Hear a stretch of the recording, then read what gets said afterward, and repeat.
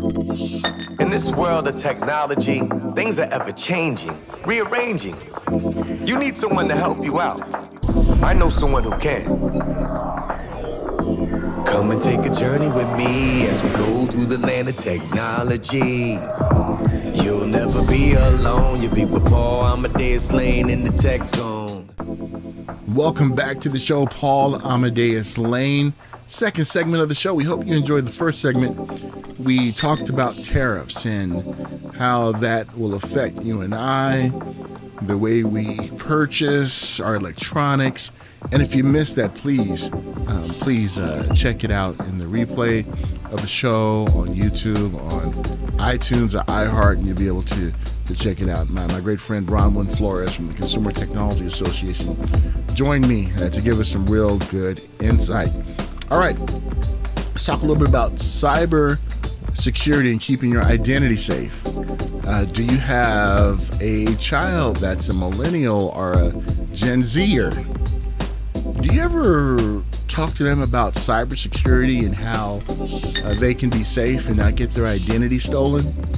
What about you personally? You may not be a millennial or a Gen Xer, but in general, if you ever wondered about some things that we can do to keep ourselves safe, well, my next guest is going to tell us how we can do, in the words of Captain Jean-Luc Picard, we can do just so and make it so. I am so happy to have with me right now the CEO of GlobeX Data, Alain Ghiai. Alain, welcome to the show. How are you doing, my friend? Doing great, Paul. It's great to be with you. Thank you. I am so happy to have you, especially with this subject right here.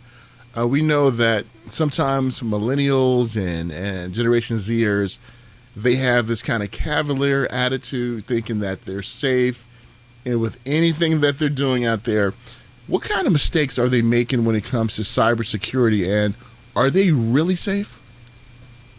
Well, nobody is truly safe from cybersecurity, and millennials are less safe because millennials, they basically want everything instantly with a least amount of touch point or work.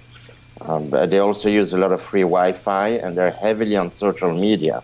So that's not a good thing, because cyber robots and cyber companies take your social media profile and basically build a profile on all your activity, and then they know exactly what you're doing, where you bank, and which gym you go to, and so forth, and essentially can take a lot of data from you. So the biggest thing to start with is to reduce your social media footprint. Wow, so that's kind of hard for millennials out there, and even for some of us kind of older guys too. But what do you mean about reducing our social media imprint out there? How can we do this? A lot of people update their status at all times. So every 15 minutes, every half hour, somebody may take a selfie in a location, which a robot, by the way, can put together which location that would be, and the data, because we emit signals essentially with our mobile devices, mostly our MAC ID address. We emit signals of where we are at all times. So the more you update your status, the more you inform to the world what you are doing, that is a social media footprint. If you can reduce that by half, that's already a great start. So that would be a reduction in footprint. It doesn't mean that you cannot use social media at all, but there has been a massive excess right now that is really not necessary. One has to always think that if you are posting on social media or on instant messaging, such as WhatsApp and Messenger and so forth, you have to understand that this information is now public. So that, do you really want to tell the world what you're doing every time? I'm not so sure. And you know what, Alain, you bring up a very good point, because sometimes it's annoying how much people post. It's like every so often, look what I'm doing, look what I'm eating, I'm doing this, I'm doing that, and I know back in the days when social media first came out, it was kind of new, everybody was doing it, but now since social media has been around for a while, it's kind of annoying too, in addition to putting yourself in cyber risk too, my friend. Well, the annoyance part is creating a lot of mental health issues. If you read the studies that are out there, that's a whole other subject. But on top of that, you and I can probably remember the days where we couldn't be found because we did not have any technology. The rule is that the more technology you use, the more you are visible out there to anyone, good and bad people. When we didn't have cell phones, well, we couldn't be found so easily. And even with the advent of pager and cell phone, it was still reasonable. And now with social media, uh, we are kind of addicted to it, and millennials are very comfortable with social media. If it's not Facebook, it will be another company. Talking about Facebook, you must have read about all the privacy issues that Oh are yeah. coming out now, and maybe that will sink into some of the population and younger people because, yeah, maybe you don't have anything big to hide. It's not about hiding. It's about keeping whatever little privacy you have left. So that's really important. And you know what, Alain? I look at because I cover entertainment too, and when I interview different stars or different producers out there, I notice that they're not that very active on social media. They may put Hmm. out a tweet here and there, but they're not like some average people, or like you said, are tweeting or posting every 15 minutes. And we talk about them being a target. How do these digital criminals work when they see us posting all the time, when they see us finding out where we're at? How do they work? I'm glad you mentioned that. A few years ago, I did an interview in Toronto on TV about the Jennifer Lawrence case, where her photos were hacked from iPhone. So definitely since that time, I think it was 2015, 2014, celebrities are reducing their posting. But how they can protect themselves? They are a person of interest, as we say in our jargon. A person of interest is going to be laser targeted by hackers. So what the first thing you should do is always use an encrypted connection when you use the internet, whether it's from a desktop, a laptop, or a mobile device. Because when you use an encrypted connection, at least you reduce dramatically the likelihood of being hacked. I'm not saying it's 100%, but that's the first thing you should do. If you don't have a secure Wi-Fi in an area, you should use what we call a VPN, a virtual private network. You have companies that sell those. I would recommend a VPN that uses 256 encryption. It's a standard. Not everybody does that. So you want to use a secure connection. It's almost like having like a bolt lock on your door as opposed to having a wide open door. That's how you have to look at it. No, I love that, Alain, because um, I hear from my listeners, from my viewers, from even from family members when they get hacked, and I'm like, how in the world did you get hacked? But now, it's really you're really opening up on our eyes to see how this can happen. And so when it comes to just cybersecurity as a whole, your company is really at the forefront of protection.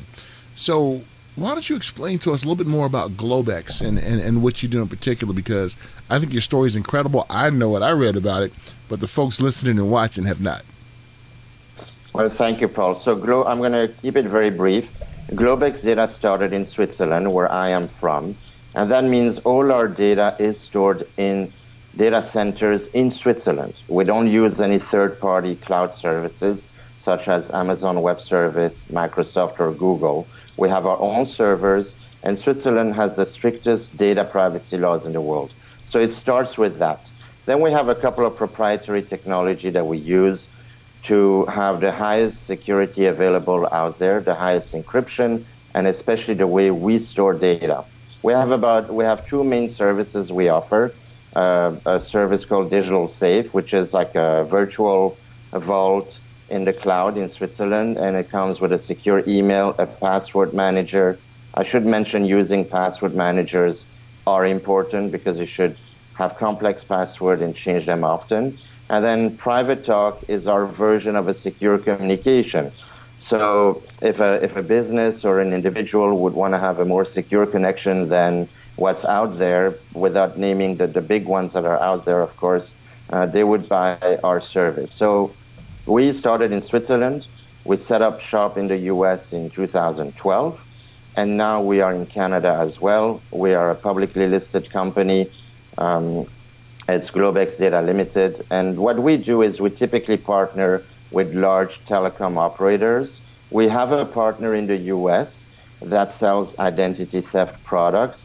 So our entire focus is really to provide the best security and the ultimate privacy to any of our customers, whether they are consumers, they could be millennial, all the way to huge organizations. And that's kind of what we do. We live and breathe security and privacy. I love it. I love it. And Alain, what made you want to personally get involved in this type of industry? Was it something that you may have experienced personally? Maybe you were a family member, had your identity stolen. But what made you really want to have a company that focuses on this?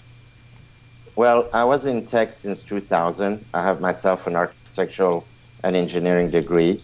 But what I realized is that um, there is no security for medical data. We first looked at medical data. There was a big issue back then. There was a couple of breaches.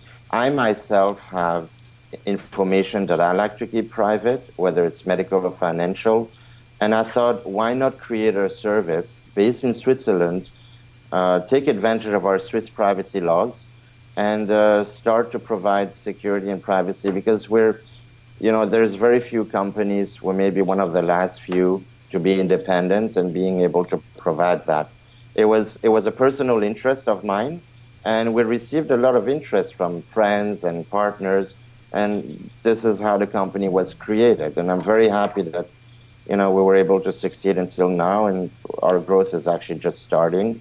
And when I started to store in the cloud, I should mention, back in Switzerland, everybody told me it was a huge mistake. The cloud is only in the US, and that's where it's going to flourish. And today we do realize that privacy is as important, if not more, than security. So I'm glad we did go in that direction. And we have now a presence there, US and Canada and Latin America. Nice, nice. And what does it take to stay on top of things when it comes to cybersecurity? Because we know that cyber criminals are working nonstop, 24/7, to try to break any safeguards that companies like yourself put out there. How do you guys stay above the fray to make sure that you guys are always on top of things? Well, first, we have an amazing team, both from Europe and Canada as well. I should mention that it starts at the infrastructure level. So the US is one of the biggest targeted countries in the world for cyber hacks because it has such a big population and such a vast amount of data that's very valuable because, as you mentioned earlier, the population is updating their status all the time. They're always on social media. So that creates a gold mine for hackers. Our infrastructure is in Switzerland, which is a much smaller country. It has a national shield as well with the national telecom. So at the infrastructure level, we're already more protected. And then what we do, we constantly try to strive to be a couple years ahead of the game. We keep a fairly low profile. We don't advertise any of our services, and we don't antagonize the hackers either. We do have two very distinctive things that we do that nobody else does. One of them is we segregate each user's data from another person. And this is something that's hugely different than the other players. If you go to a mass player, they're going to put everybody's database into one database. So you have 100 million people in a room. What we do is each individual has multiple layers of security around itself. Now, to create such isolation among each individual user, that basically will virtually eliminate, I never say 100%, but it will virtually eliminate any successful hack. And also, it does take 20 to 30 times more processing power. This is why we can't afford to give our services for free. So that's one thing. We never look at your data. We never resell it. It's not our business model. And when we connect to use our services, a big difference is that we keep the encryption keys on our servers, as opposed to a typical service will create an encryption key from a device and send that information to the recipient. Well, when you do that, you could have a man-in-the-middle attack, which means that a hacker could be in between you and your recipient, You could chat back and forth. Without your knowledge, a hacker will read all of that. This is how you read sometime about mass market apps that have been breached. So we do a lot of high level type of steps, among them segregating database for each user, not keeping the passwords in the same database, being in Switzerland, spending a lot more money per user. This is what we do. Wow. Thank you so much for sharing that with us, Alain, because, all we see is the finished product with companies like yourself, what you guys do. But we never know what really goes in, that for you guys keeping us safe and everything. So we really, really appreciate that. And Alain, what I want to do is I want to have you back on again, because I would like to talk to you about clickbait and all these other things out there. And I would love to have you on again. So let's definitely get together again and talk about that. But before I let you go, how can our listeners and viewers find out more information about GlobeX? Is there a website you want to give them, or how do you like for them to contact you? Site, which is constantly evolving, but it's globexdatagroup.com.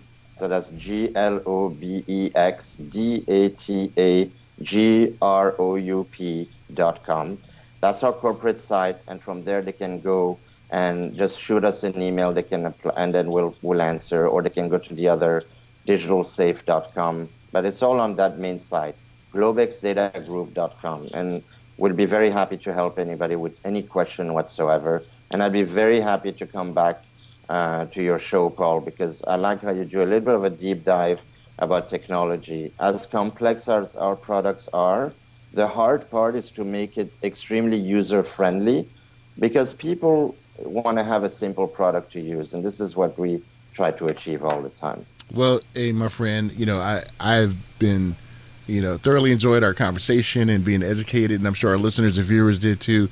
And I love the way that you broke it down so that we can understand. Because sometimes, when we talk about these issues, it's kind of like talking over people's head. They're like, "Oh, what are they talking about?" But I love the way, Alain, that you broke it down for us so that we can understand, my friend. Thank you. And thank you so much for joining me on the show. I look forward to having you back real soon. Thank you, Paul. I enjoyed my chat with Alain Ghiai from GlobeX Data, and telling us some things we can do to keep ourselves safe. I'm going to have Alain back on. We're going to talk about some more cybersecurity issues. I'm going to see if I can get him back next month, because cybersecurity is something we need to touch on every month, doing a segment on, because it's so prevalent today on how we can protect ourselves. All right, when we get back, last week in the gaming world, technology is really causing a shift in a paradigm for one company out there. When we get back, my very special guest is going to talk about that and some more news that came out of Gamescom last week. So we'll be right back here. More Tech Zone. I'm Paul Amadeus Lane. Be right back. In this world of technology, things are ever changing, rearranging. You need someone to help you out. I know someone who can. Come and take a journey with me as we go through the land of technology. You'll never be alone. You'll be with Paul Amadeus Lane in the Tech Zone.